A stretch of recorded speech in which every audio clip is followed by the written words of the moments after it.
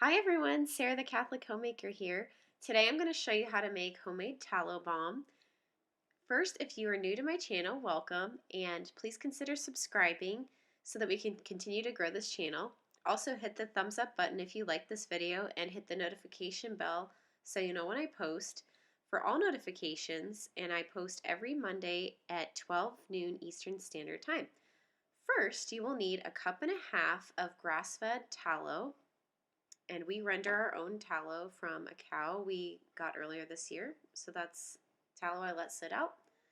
And then you will also need about a half a cup of olive oil, which I have right over there. That's the brand I got, and that's organic. And then it's optional, but you can also add in things like lavender or frankincense essential oil. That one was a plant therapy one. You want to turn the burner on to low here and just gently melt that tallow. I got that olive oil at Walmart. Just pouring the tallow right into the olive oil. So again, you want it to be on a very low heat because it will take longer to cool down, and you want to cool it down after this. And I'm just mixing it together with a spatula.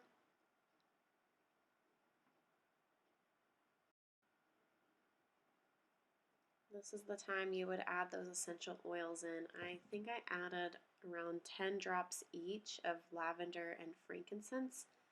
I would have added more, but I'm not sure the safe ratio for children, and I'm going to use some of this on my children, so I'm just being extra cautious, but you can certainly add a lot more if you're using it for adults. You're going to let it sit for about an hour, and now I am just whipping it with some hand beaters, and you just want to get that nice whipped consistency. The process is very quick, but as I said, you need to wait about an hour for it to cool down, because if the oils are not a little more solidified, it's not going to whip very well if they are more in a liquid state. But you also don't want it to get too hard. So I think it probably depends on the climate you have where you live.